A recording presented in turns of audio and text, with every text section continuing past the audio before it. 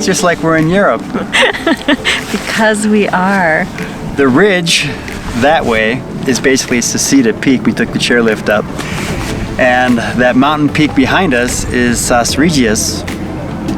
And it's one of the most photographed sites in the whole Italian Dolomites.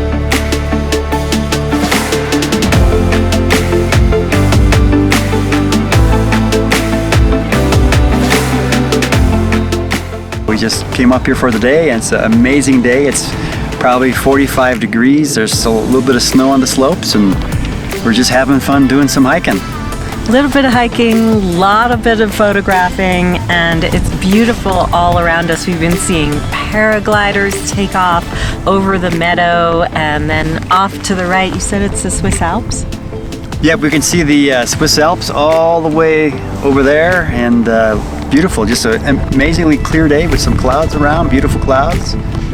And we've been learning that all the towns have both an Italian name and a German name, which was confusing us a lot to begin with, right? We couldn't figure out how to read the bus stop information because the left side column was German, the right side column was Italian.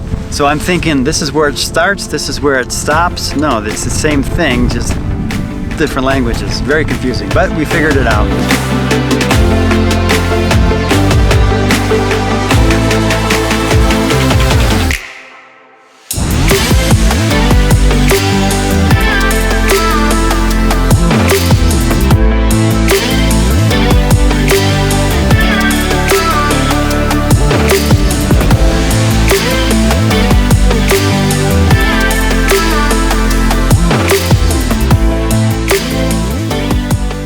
Third language that people speak here, a more old, ancient, romantic language called Ladin, I think, Ladin,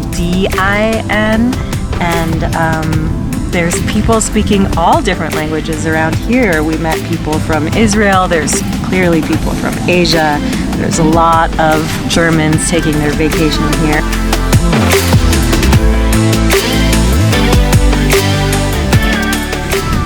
The snow that we had a few days ago, it's not quite as crowded as I think it usually is. And we met two couples from Portland, believe it or not. We have met two couples from Portland. Should we go get some food at the Rifugio? Let's get some food. Yes. We just finished lunch at the Rifugio Daniel, which is right over there.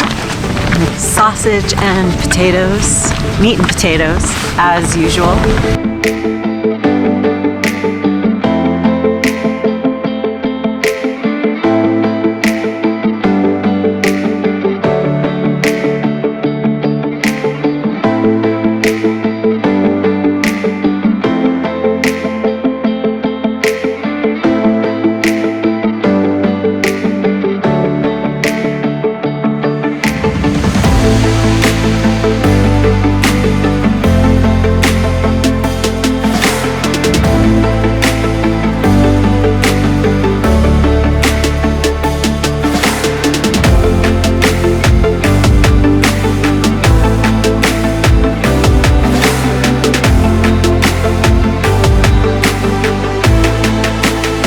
There's two big questions we've had as we've hiked through the Dolomites.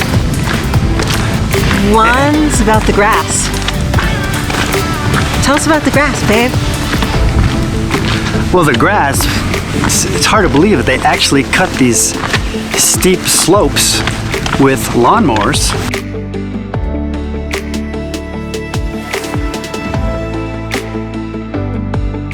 And they can actually do it, which is crazy. In some of these areas, they actually still cut by hand with a push mower.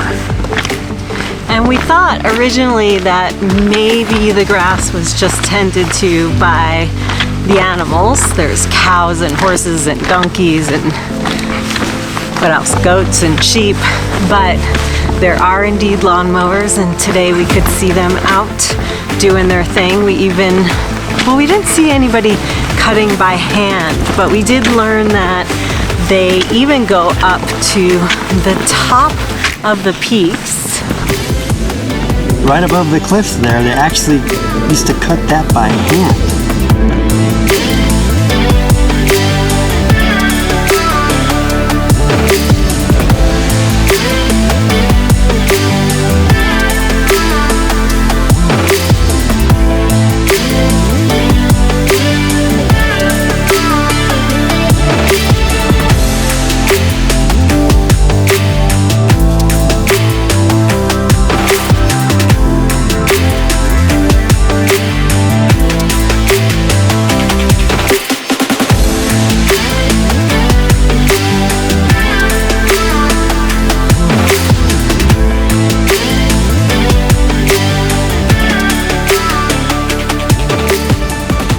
Other big question we had were about the huts, and there are huts all over. You can see lots here in the meadows, and they are apparently private huts. We thought maybe they were huts for the goat and sheep herdsmen.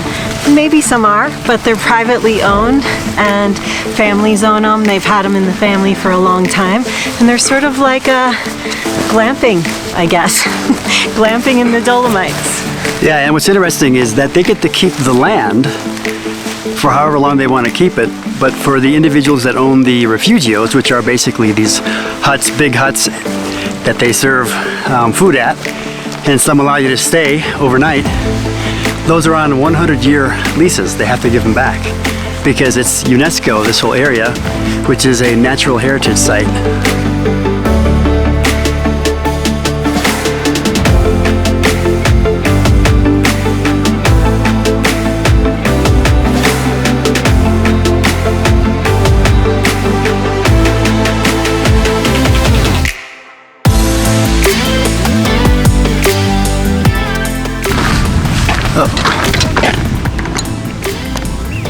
Okay. It's a popular place, but I think because of the cold and the snow that we just had a few days ago,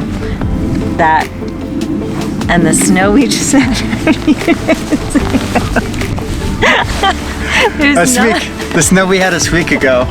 And they have seats that tilt, silts that steep, seats that tilt. A little bit of hiking, a bit of photographing, and